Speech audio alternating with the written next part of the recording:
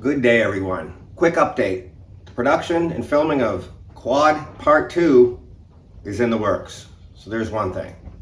Today's video is about re-editing. I had a chance to go back and finally rewatch one of my videos.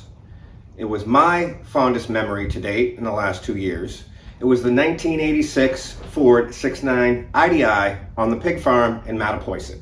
I found it unwatchable. I couldn't believe the incessant rambling, way too long, yada yada yadas the whole time through. I couldn't watch it. I'm going to re-edit it down to a more palatable form. Yay!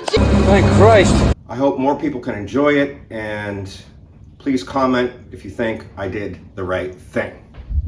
Thank you very much. And yes, this is as uncomfortable as it looks.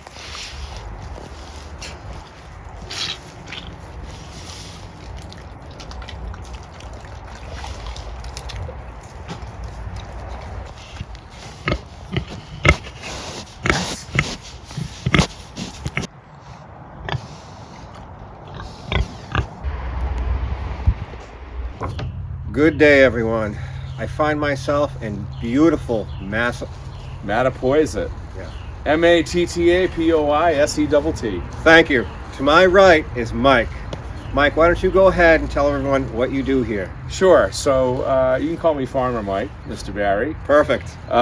We here at Wyandotte Farm try to practice sustainable agricultural practices and promote local food systems. What does that mean? Well, that means that all the inputs to the farm come from within 15 miles of the farm. And anything to do with the farm, we try to keep as close to the farm as possible to reduce our carbon footprint. Fantastic. We raise here our pigs. So you see the t-shirt says Making Bacon. And we like to think of ourselves as birth to bacon because we raise the pigs naturally. There's no artificial insemination here. Our pigs are living a normal, happy life. They're on dirt, they're in a semi-wooded area, and so they're able to have those natural behaviors that make them happy. And happy pigs are healthy pigs, and healthy pigs taste delicious. That sounds good to me. Well, that said, the real reason I'm here is going to be coming up very soon. I just want to give an extra special thanks to Mike for being so accommodating and for the hospitality. And yeah. Anything else you'd like to add? No. Hey, farmers are all about cultivating relationships and making things grow. And so hopefully this is the first of maybe more than one video of Revive and Drive here at Wyandotte Farm. Thanks, Mike. Thank you. Sounds great. That said, let's dive headfirst into today's video. Enjoy. Not only do I get to hang out with some really fascinating and great animals, but we are doing our first ever, I guess, revive and drive. We're gonna get to take something that's old, been sitting, and try and drive it home. I say we because the few amazing, wildly talented, gifted people who watch my videos, I like to think that you're here with me when I'm doing these videos.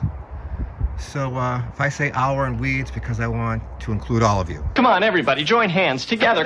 So what we have here is a 1986 Ford F350 diesel, flatbed, rack body, dually. We're gonna see if we can get it running, driving. Let's just take a peek under the hood. I know I'm not good at the walk-arounds. This is my first thing here. This is, I was gonna do a happy dance, but I didn't want the owner to think I'm too loose up in the cranium. I'm new and inexperienced. This is the, I guess, pretty infamous 6.9 IDI non-turbo International. Now, I am not a truck, motor, car, vintage historian of any sorts. A rookie. I'm just average Joe schmuck who likes to tinker with old crap. And the reason I love this old crap is because I've never owned one, and I never worked on a 6.9 IDI before.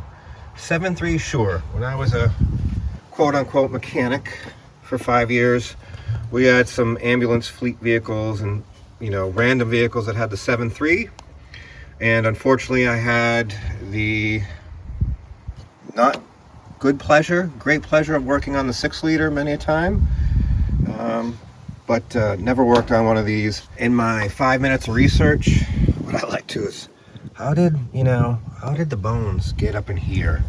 There's another one. I found that air in the system, very bad. Return lines, they're gonna leak. What else? These, what's kind of cool is these motors are pretty bulletproof. There's not a lot that goes wrong with them. Don't have to worry about so much about the cavitation on these because it's the 6.9 and not the 7.3. It looks like to be all here, very complete. I don't know really what I'm getting myself into. I'm quite nervous about the whole thing because... Jeez, this is making me a little motion sick. I don't have experience with these. I did do a front end inspection. The kingpins are wiped out. The steering gear is leaking, but it all seems to be complete. Tie rods were amazingly not loose. We brought a bunch of parts.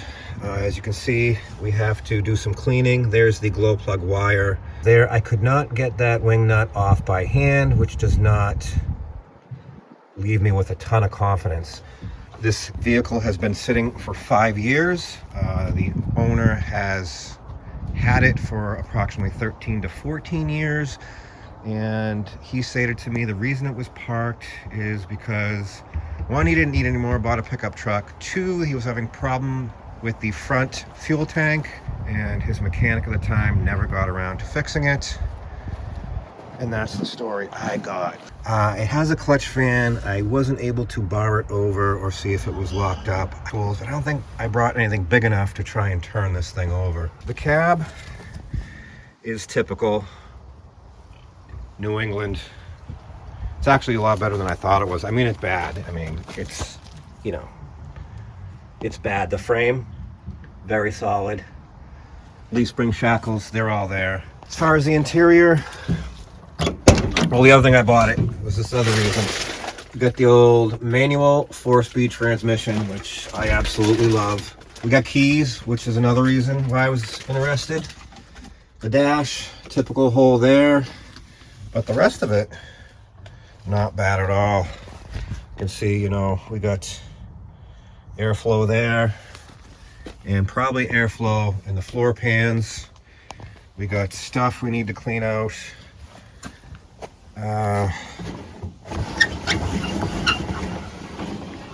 We're going to ignore that for now. We got complete degraded plastic from the sun. This door did open, so that's good. This door has had some issue. The plant life has begun to take over and reclaim probably what is rightfully theirs. I know this door was hard to open the other day. There it goes. All right. Let's see. We got our, our pedals. That brake pedal's not a lot of wear. Not a lot of wear. I did try the clutch the other day when I was here. It seemed like it was doing clutch things. The brake pedal is somewhat working, but we'll have to look in the master. And the odometer says 19914. It's probably 519. Yeah, it's your basic farm truck. We also got quite a bit of stuff at the back we're gonna have to clean out. It's got a hitch, so that's good. Tail light on the side, so that's fun. I don't know if you can see it on camera, but it's now snowing. It is a balmy, I don't know, it's gonna be 34, 35 degrees. Did I mention the other thing those 6.9 IDIs don't like? And that's the cold. It won't start! Alrighty, well, we got the truck moved, towed it over here to some drier ground from over there. But I think step one is we're gonna take some coarse air and then probably finish with some fine air. And at the very least, try and get these glow plug connectors and glow plugs uncovered.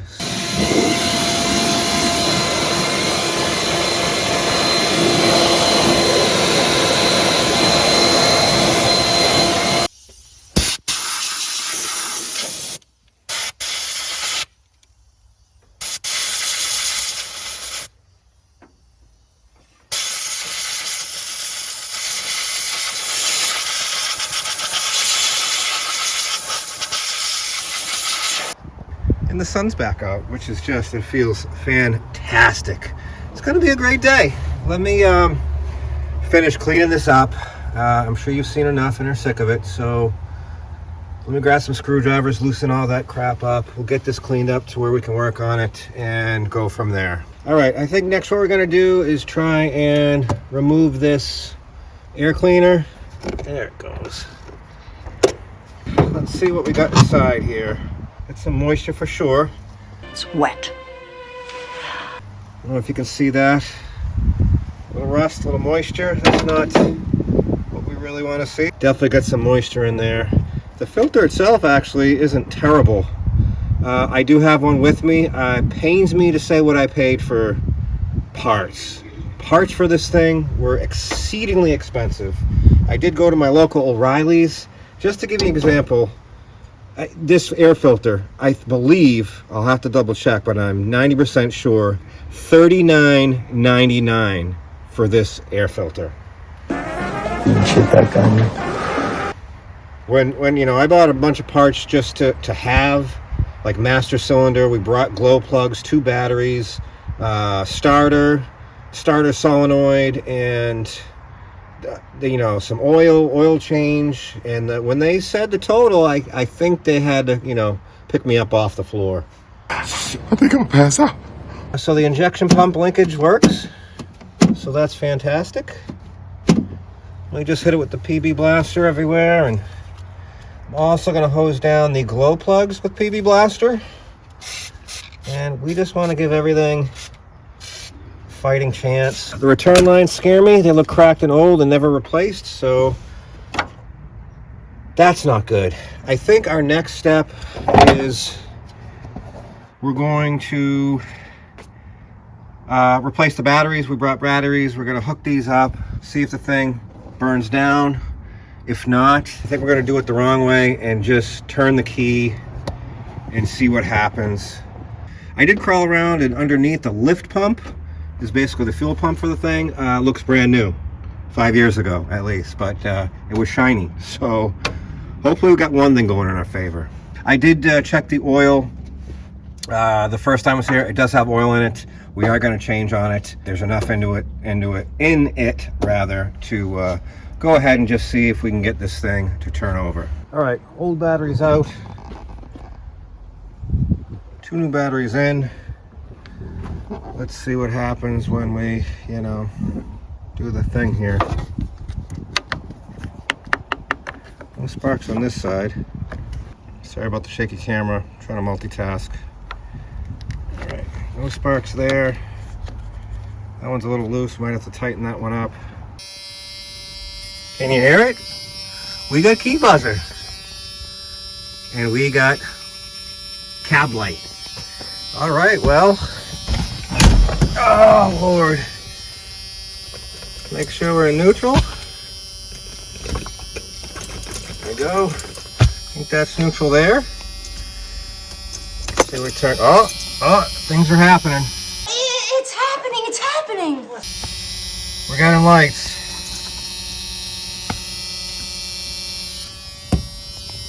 We don't see a glow plug light. I don't know if this had a clutch safety switch in it, but we'll press it in anyway. And let's just see if we got any action on the starter. Oh yeah. Oh yeah. Oh yeah. Oh yeah. Oh yeah.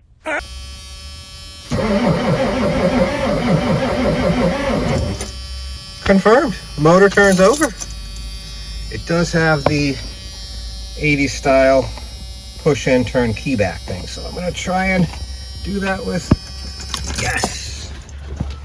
Wow, that was way too easy.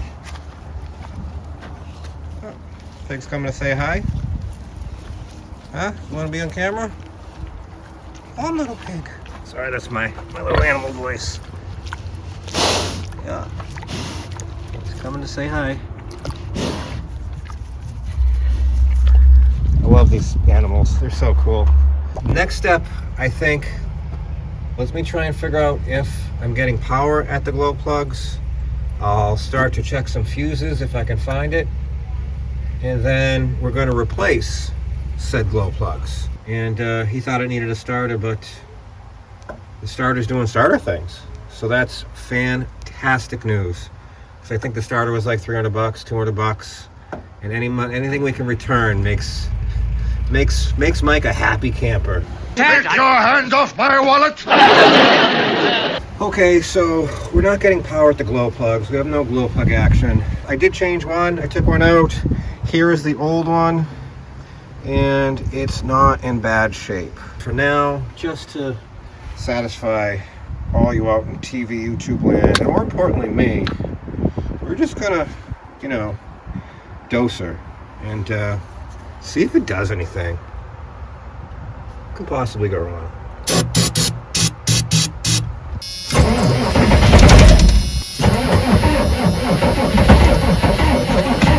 Oh yeah, she's gonna run. No question about it. You sure about that? Yeah. Yeah, that guy's all excited. He said almost. Well, we just gave her a snort of ether. All right, that makes me feel a little bit more confident about the whole situation. I guess we have to test that solenoid or replace it. Amazingly, there's nothing. I mean, you got ham bones and mulch and mud and everything, and the kitchen sink in here. And none of these wires are chewed. How is that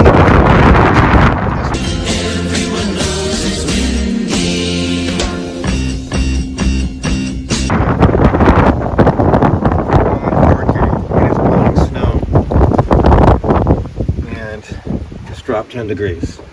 Perfect. Ducks are wagging their tails and hanging out.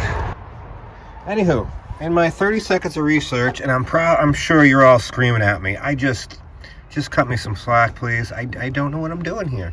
This is the glow plug switch relay, and we're just gonna jump to one of the terminals, and it should click, and it should heat up the glow plug. Really hard to do with one hand. Let me Can a guy just set the phone right here? Well, look at that action. All right, ready? Here we go. Hear it? Well, it was just doing the switch things. Now it doesn't want to do the switch things. How come? The solenoid decided not to work anymore. Can I give it a tap, tap, tap-a-roo? Tap, tap, tap-a-roo. Yep. Okay, so we probably have a bad glow plug relay switch. Yeah, because it's intermittently working. Anyways, let's continue to march. Let's change that fuel filter out, see if there's fuel in there, and we're going to give it another whiff and see if we can just get it to run without glow plug action. All right, sound like a plan? Fantastic. So our new fuel filter came right off, and it was full of fuel.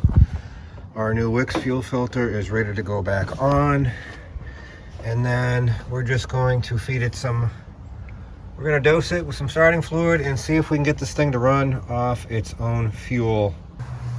Alrighty, no time like the present. Let's see what happens. I don't have a catchword, a catchphrase, fire in the hole, contact, bring the thunder. I don't have any of those. We're just gonna go turn the key and see what happens. If I can get the door open.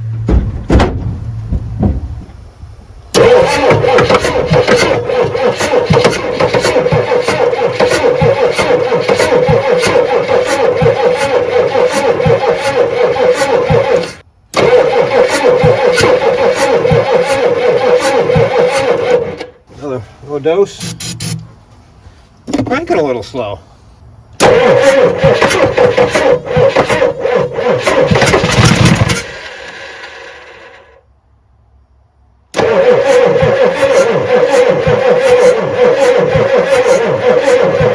It wants to live. Popped pretty good there.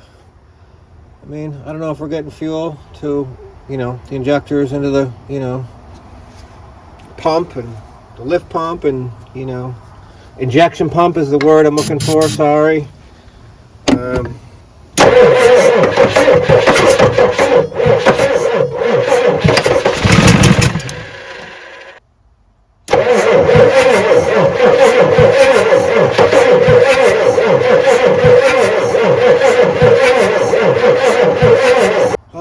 again on the ether. I'm not getting any oil pressure on the oil pressure gauge. Bleed off any air. I heard a tiny bit of a... You're supposed to press that while you're trying to start it? I don't know. I know what I'm doing, okay? Alright, I'm just gonna keep trying it here.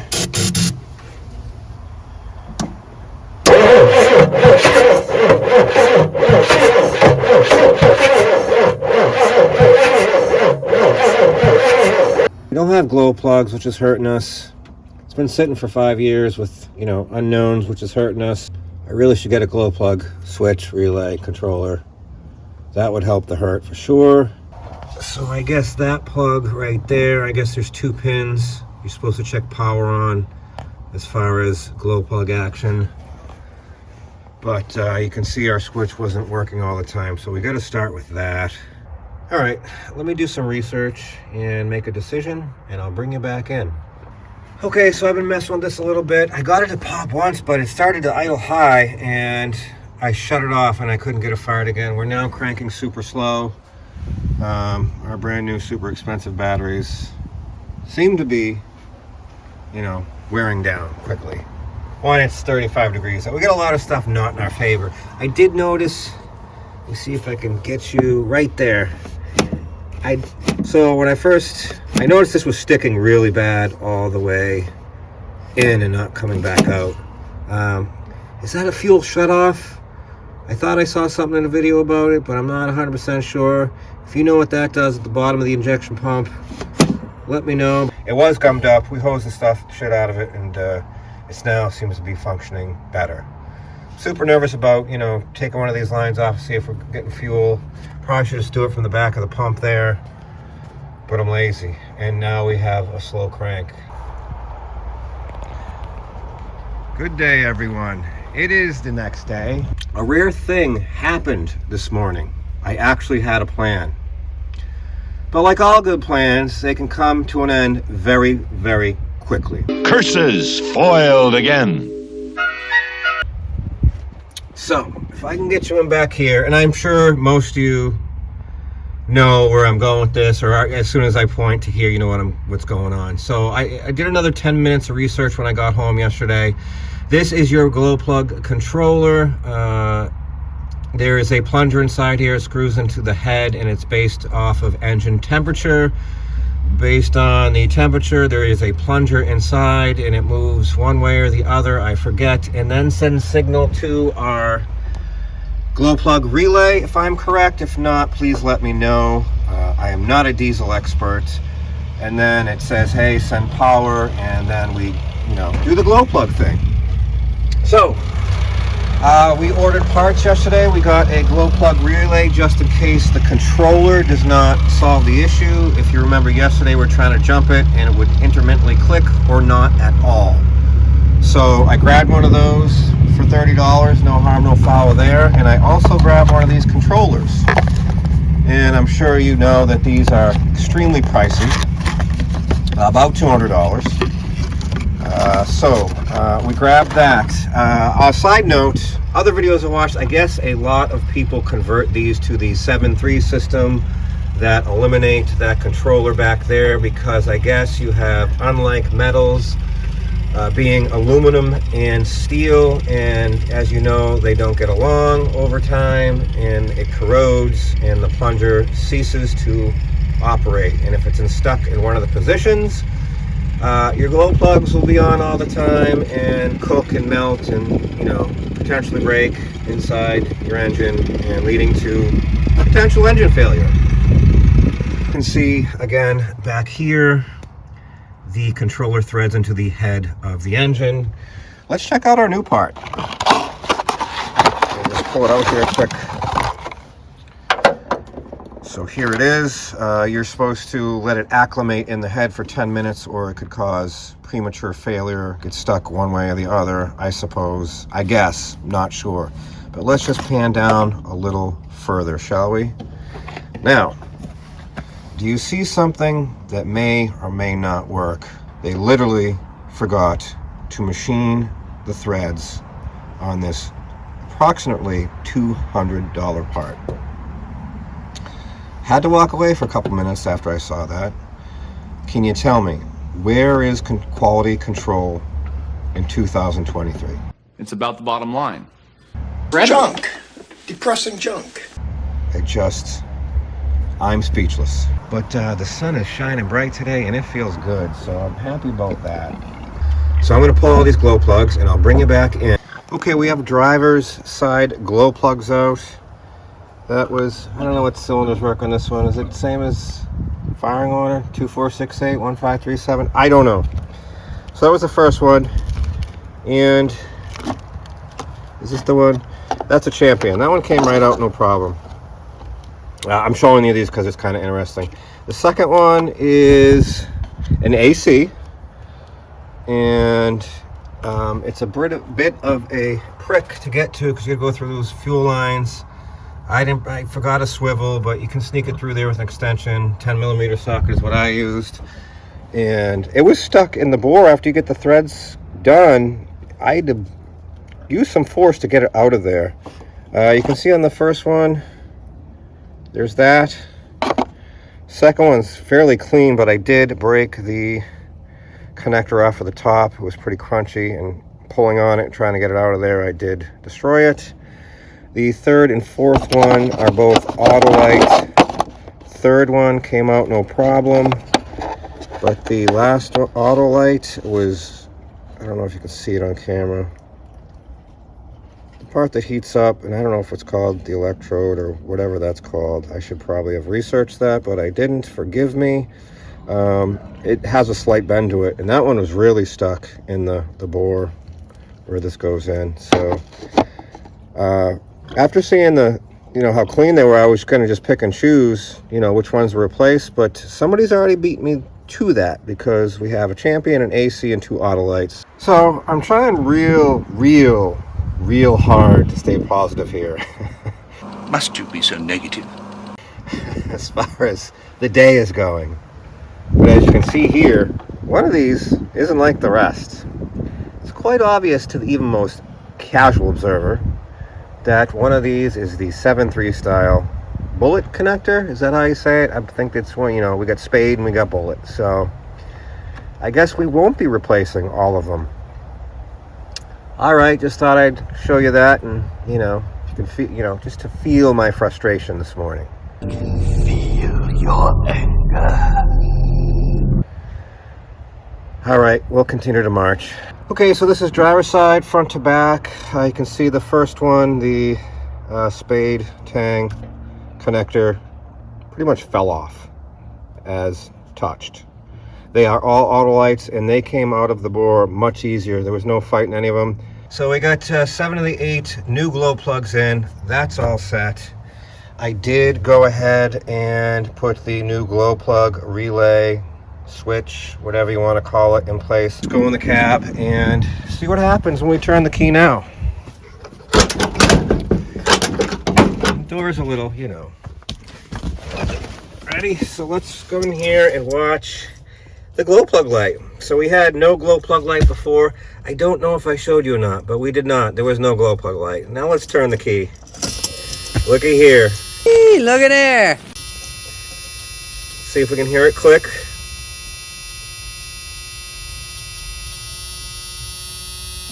Hear it? I don't know if you could hear that, but we clicked off. So here's the next problem in our lives. It does have a clutch safety switch. I'll try to get the... Anyways, let's just try and crank it. So yeah, we got a super slow crank. And I gotta do the key thing here. I just put my meter on the batteries, and we have 12.2 exactly on both batteries, so it shouldn't crank that slow. I did check connections. I don't know if you can see it on here. You can just barely see the starter down there. I checked connections on the starter. The starter does not look that old, but that doesn't mean anything in these days. So the connections on the starter were good, and then I came under here, and we have a ground here, which I've already taken apart and took the whizzer wheel to it and cleaned that up. I do have another one over here that I'll take off and clean up with the whizzer wheel. And I guess at that point, if that doesn't help at all, I'm gonna say, you can see the starter right back there. We have a tired starter. We did bring one. There was options. Not sure if I brought the right one, but yeah, let me clean up this ground. I don't think it's gonna do anything, but I'm gonna try. And then, let me just get up here. Oh, the oldest. We'll take the whizzer and clean that up, and then we'll make a decision. I don't think throwing obviously, a battery charger, a quick start in here is going to make a difference, to be honest with you. We might try it just for shits and giggles. You never know. See if it makes a difference or not. What are you charging at? This guy girl rather, just decided to stampede right in my direction. Pig, pig, pig, pig, here, pig!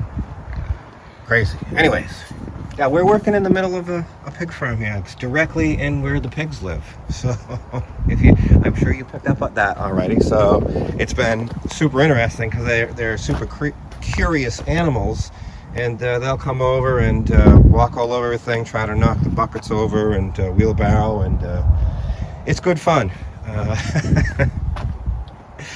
Anywho, let me clean the other ground, and I'll bring it back in when something happens. Here I go. Wish me luck. Alrighty then. I went to the starter down below, and I was getting 11.5 volts. I believe you're allowed that half a volt drop between everything. Correct me if I'm wrong. So I then came up and changed the starter solenoid. Put it back exactly the way it was with the old one. It does have the extra post over here. Cleaned all the stuff with the whiz wheeled all the connectors, and it's actually worse. And now it barely, it doesn't even crank. It just sounds like a dead battery. I noticed everywhere this thing runs fusible links, and I'm gonna have to go research to how, I guess test on either side somehow. I don't know how you tell if they're bad. Do they pop? Do they melt? So anyway, yeah, I gotta go back. The sun is now going behind the trees. It gets dark early around these parts towards the December month. So I got an hour commute home, so it's time to hit the road before we're dark and stuck in traffic. Good morning. It is the next day. We're back on the 86 Ford. And after my 5 minutes of research when I got home yesterday, everything, I literally just typed in, 6.9, slow cranking, and it was hands down starter. I don't even think I found anything other than starter. Yes, most of it was forums, but forums can be either misleading, but for the most part, positive and helpful. So that's what we're going to start with today. Pretty standard fare. There's 2 bolts at the bottom that go in this way, and I believe this top bolt comes in from this way. So when I get the old one out, we'll compare it, make sure it's correct, which I believe it is, and then we'll go from there. Wish me luck. Old starter has been removed, and the 3rd bolt did not go the opposite way through the bell housing. It simply came through here, and it's one of those party bolts where you just do it by feel. Can't see it. So a couple extensions. I think it's a 1/2-inch bolt, and just feel your way through it, have a boatload of patience, and you'll get there.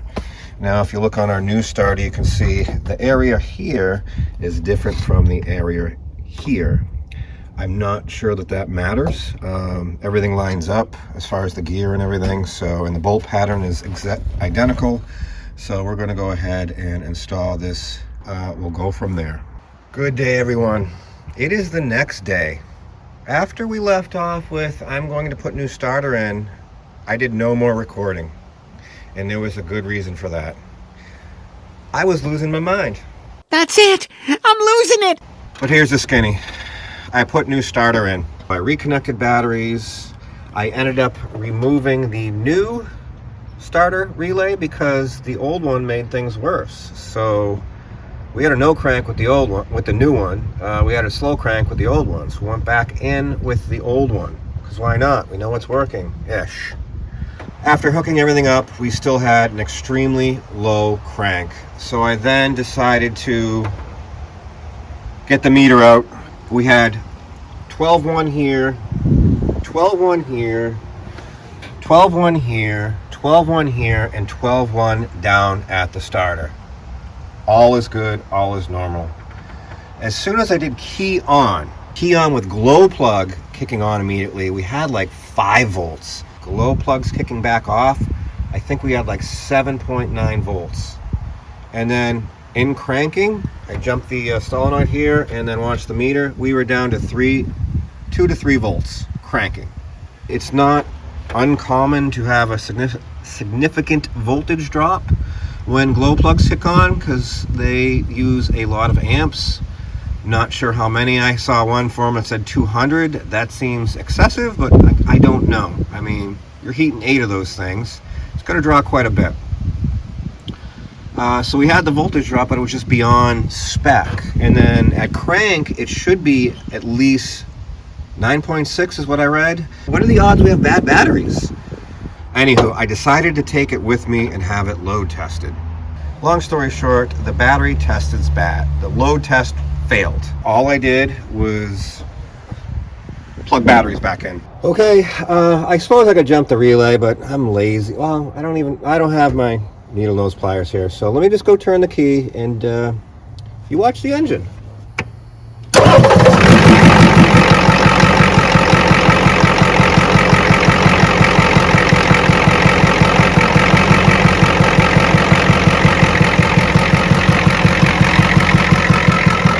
Just like that, after one defective battery, you're gonna run a key engine. It fires immediately. Well, what do you know? It works.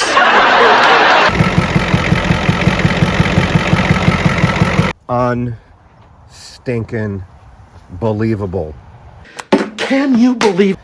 It's not to be believed. Should I have known right out of the gate we had a bad battery? You're such a jackass. Next step is to, what I'm going to do is remove the brand new starter, which I think was $300, and put the old starter in and see if it works correctly. This line back here, return line, is cracked and weeping, so that means it's going to suck air, which is no bueno. So we did manage to get some 316 fuel line this morning.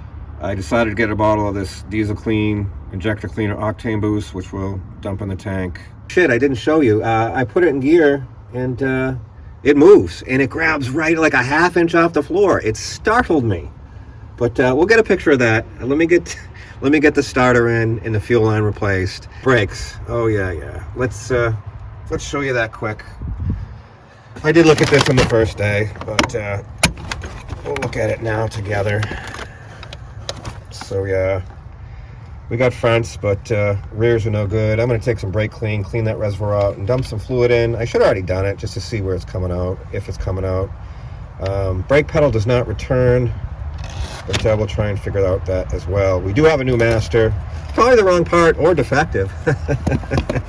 Steering gear is leaking pretty good, which we knew about, and there's barely any fluid in it. We did bring fluid, so we're just going to top that off to get us home. We have old starter back in place that you can see there, and watch the rust grabbers there, and it works. So there's $205 and $50 core we can return. I replaced the one fuel line back there, return line. And where's the piece here? It's just kind of, so yeah.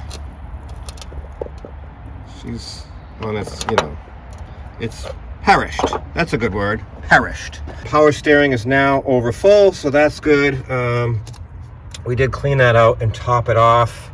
I suppose I should pull something off there and make sure the vacuum pump that I thought was an air pump, but is a vacuum pump, confirmed it, is actually doing vacuum things. Like I said, pedal doesn't want to return. It could just be, you know, the pedal's frozen. We'll have to go check that out. What else? Oh yeah, while I'm right here, I kept getting a super strong smell of coolant, and I think I finally found the problem. I don't know if we're gonna get this on camera. Oh yeah, so it's just leaking at the bottom of the hose there. It's not the radiator yet, So I'm just gonna loosen that clamp, reposition it, and hopefully that takes care of that small leak. Inspection plate for the transmission flywheel is loose. We gotta address that. But if you look, got a Wix on it. That's exciting. One thing I did not notice, oh boy, is massive rust jacking, especially right there. A little bit there, but not nearly as bad as the driver's side. Coolant leak, runtime, drop oil, bring you guys in, wish me luck. Coolant leak has been addressed. The clamp wasn't very tight, so that makes me feel good about the situation. We're just letting it run, and move that sludge around, and drop the oil, and then I guess it's on to brakes at that point. Alright, oil change is just about complete. I thought I bought a Wix, but I guess they gave me a Motorcraft, which I'm fine with. We went with the Chevrolet T4 because, you know, I guess want to be like everyone else. We pumped the brakes and the brake pedal returned. However, we found where it was coming out. Tank pan has seen better days for sure. I think there's a little bit left holding it on there and a little bit left holding on there. We might have to throw a ratchet strap on there. She's pretty well wore out there. But as far as the, I'm sorry, just bear with me here. New line there, line replaced here, and then I looked up here. There's some weird proportion valve, wheel, doodad thing. I'm sorry, I don't have the right. Oh, there's light back. It runs along there, and you can almost see there's a union up there. So we're gonna come off that union and run it back to this weird valve that I don't know what it does. Also, I took the fitting out of the brake booster, and the vacuum pump is doing vacuum things. So that's great news as well. Good morning, everyone, or good day, or however you want to say it. We're gonna attempt this rear brake line. We're just gonna cut the old one out, get a wrench and a socket on the fitting, hit it with some PV blast, and heat if we have to, and then replace on it. Good day, everyone, or good morning. It has been actually a couple days, several days since my last clip where we were going to work on the brakes. I'm trying to remember where I left off. I think we were just going to try and replace a brake line. Anywho's, it is extremely muddy here this morning, so there's kind of going to be a new game plan. So we were able to get the brake line out of the weird, all I can think of is it's a valve, like when you have a payload in the back or something heavy, it opens that valve up to send more fluid to the rear. That's all I can kind of think what it is. I've never seen it before, but I was able to remove it. There's the fitting there. I came to the union that was halfway up on the vehicle, and that came right out. I was super excited. But then when I went like 6 inches towards the front, I noticed it was super crunchy, and as soon as I touched it, it fell apart.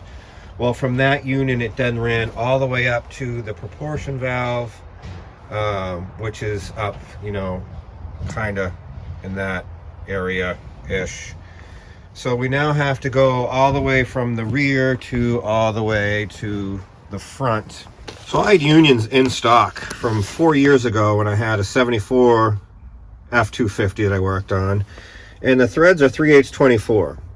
So I was all excited because I had these ones in stock, and I was just going to, use a union there. Well, unfortunately, they have changed the thread pitch in 4 years, where everything is now metric, and these are, I'm assuming, unless you have something old that's not rotted, which is few and far between, these are now useless. I can't use them.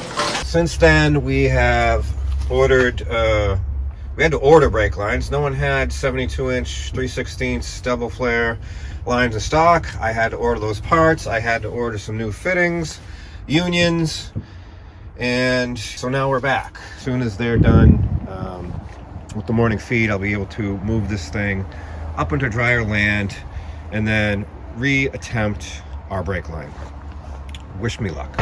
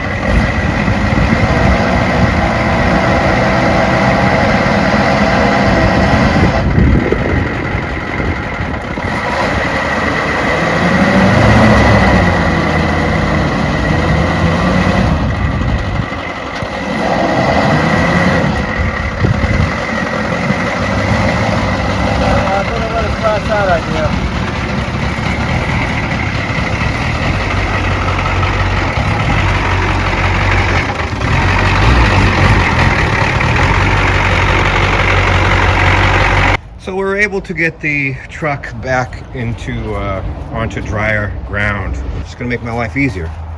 So this was the line I started to make the other day, and you can see it's coming off that valve in the back. But when I went to thread this in, I said nope, it doesn't want to go in the hole. Something doesn't feel right. Well, come to find out, it's, you know, it's this bigger 1/4 inch. Not this one, but it's 1/4 inch instead of 3/8, or whatever it is. It's bigger, is what I'm saying. I think it's this one here, which we might have to take off of this one because this is an adapter line. So yeah, we have to cut that end, probably try and undo that bend. I don't want to ruin this line. I'd like to try and save it. If you're anyone who's ever worked on anything, you know, brake related, I'm sure you've seen these before. I hate these. I never have great luck with them. You have to tighten the shit out of the clamping device here, and then it leaves, you know, rings and gouges into your line, and sometimes the line moves, and you just don't end up with a great flare. Well, I was shopping the other day over the weekend, waiting to come back here, and I found this on Amazon. This is a Lyle product, 33260. I've had really good luck with Lyle. I think they're a decent company, and I got pretty excited about it. So it comes with this. Let's see if I can pull it out of here with one hand, and it's kind of all in one. You got 1/4 inch, you got 1/4 and 3/16, so it doesn't do everything, but you have this depth gauge. If I can get it out of here, the thread's in there. So that just sets your depth. So if you're on the 3/16 side, you know, you just screw that all the way in, and then put your line in there, and that, you know, sets your depth, and then you tighten those 2 bolts. And once you do that, you literally just take your 3/16, and it's totally mic proof. Let me see if I can get a picture on here. See how there says F2, so we want F1, so that's the side you start with, and you literally just screw it into that side with a little bit of grease. Love how it tells me do not eat. Where's the packet of desiccant that says do not eat? I love how it says that. So yeah, you just little grease, screw that in till it bottoms out, flip it around to undo it, flip it around to the F2 side, and then undo the thing, and job done. So for $65, I was willing to take a chance. All right, that's enough rambling for one morning. I was able to unbend the line without kinking it using my $8 tubing bender. How's that for a flare? Mr. Rick Flair. Okay, so we have a new front to back brake line.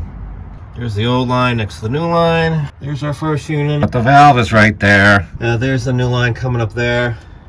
I tried to gravity bleed the rear brakes and nothing's coming out. But that's gonna be it for me for today.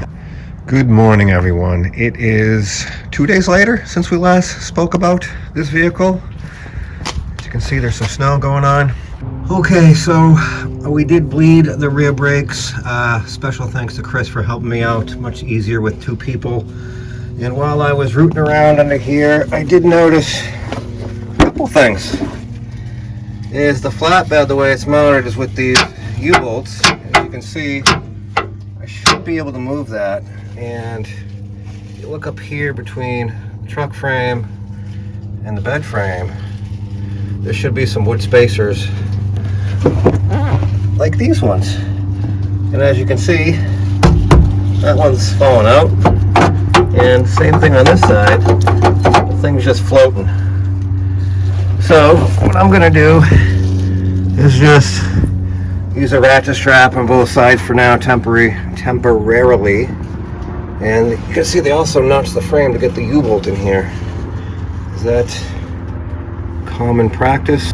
Let me know in the comments. Also, you can see the flatbed frame extends beyond the truck frame, and they added this piece of channel on both sides. What looks like just to hold the light. So the light bracket comes off this channel here. I swell it to the truck frame. both sides. And yeah, I thought that was kind of weird too. All right, we got the cab cleaned out. That's looking a lot better. I'm going to then use the blower and try and blow this, most of it into the barrel there that I got set up. I didn't film it because there was a lot of receipts and names and addresses, so out of respect, I just, you know, I'm hoping he lets me keep this. Suey? Here, piggy, piggy, piggy. That seals the deal for me right there. I love that. I gotta ask him about that.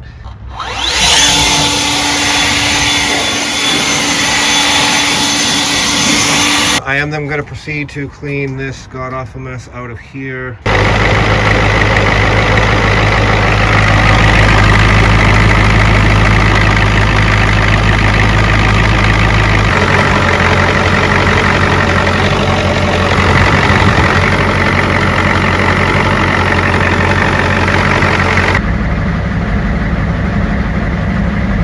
You can see we have a leaking return line O-ring coupler slash thingamajig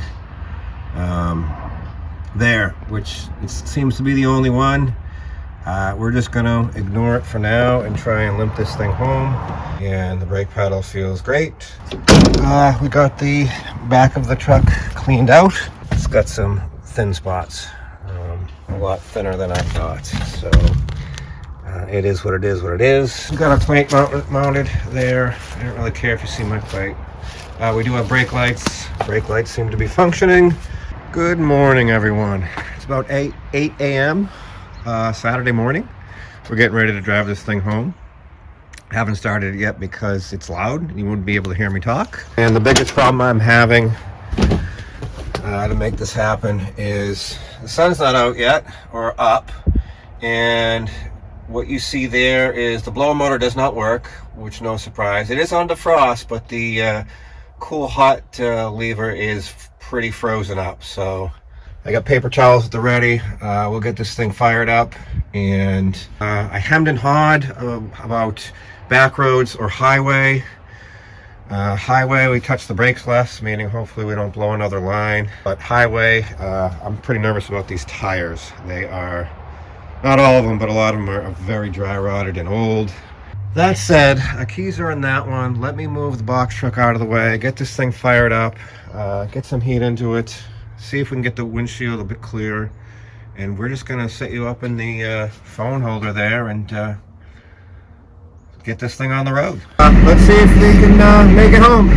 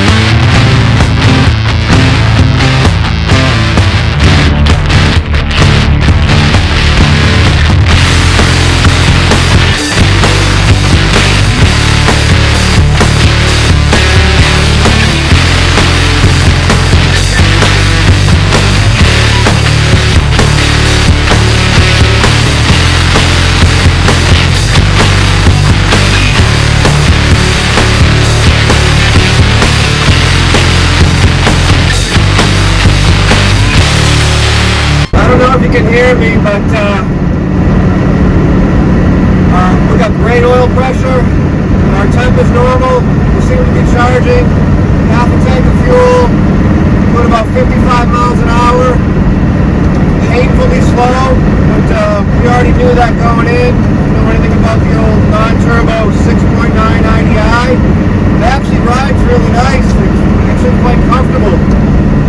Definitely needs another gear. We have a 4-speed manual. And we feel pretty maxed out around 55, 60. Yeah, so far so good.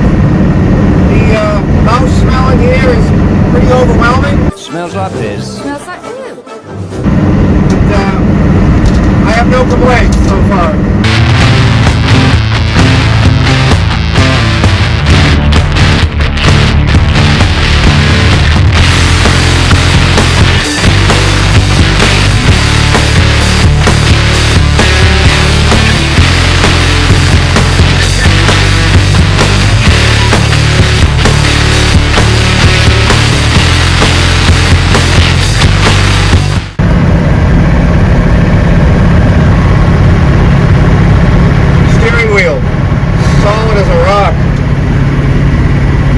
Gear shift, look at it, barely vibrating.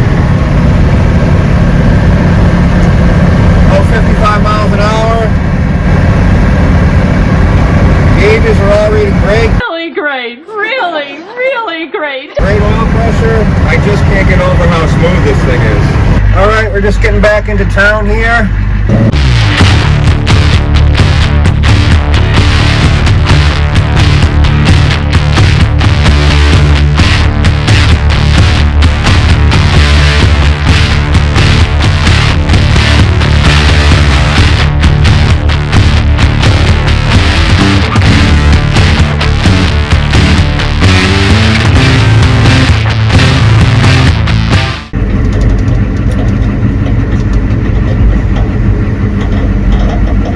Let's do a walk around, see what's leaking, broken. Oh, let's see if the hood, oh boy, lower back is not good this morning. My back. I broke it. I learned how to open the hood. You just gotta really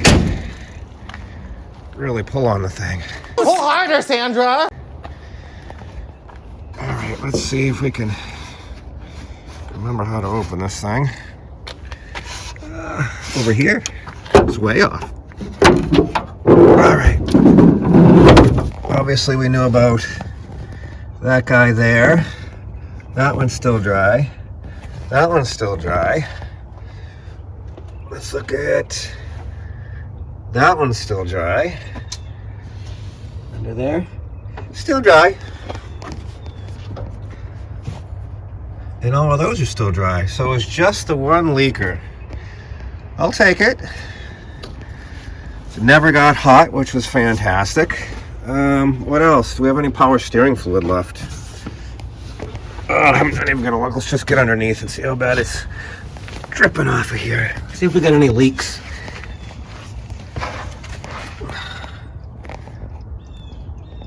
Well, it's moist, but it was moist before. I don't even see a drip. Well, maybe it's self-healed. Say, I am healed! I am healed! Oh, I thought it was gonna pour out of there. Well, that's great. Front of the engine, dry as a bone. All good there. How's our coolant leak we fixed? Dry as a bone. Dry as a bone. What else we got? Let's see if we can sneak under here quick. Back of the engine. Starter's still there, that's good. Back of the oil pan, dry as a bone. Transmission, dry. Tires, a miracle we made it. Look at that. Completely dry rotted. Well, I call that a success. Yes, big gold star for you. All right, everyone, that's gonna wrap up this video, our first ever revive and drive. I guess what comes to mind is a couple morals to the story. First one is parts. Don't be me. When you're at that parts store and you're about to walk out with the part still in the box or the battery untested, turn around, open the box, make sure the part is correct, and have them load test that battery before you leave. Because manufacturing in 2023 certainly isn't what it used to be. Secondly, don't be afraid to step outside your comfort zone. If I can stumble through something like this, I'm not a diesel mechanic. I'm not a mechanic at all. I just play one on the TV. But the information is out there, I guess is what I'm saying. The nice thing in 2023, you can basically learn anything, do anything via the internet, via YouTube, and it's pretty awesome. I would also like to thank Mike and Joe at the farm for being so accommodating and so helpful, and just the hospitality. Again, just a great overall experience. I'm an animal lover, and to be able to hang out with the animals for a couple weeks, getting this product done and driving home was just, for me, it was perfect. I couldn't ask for a better experience. It was just amazing. As always, I can't thank you enough for watching the video, and I hope to see you on the next one. Thanks for watching. Finn. I offer my most sincere apologies for the original version of this video. I hope the re-edit doesn't leave you dizzy and nauseous. Thank you.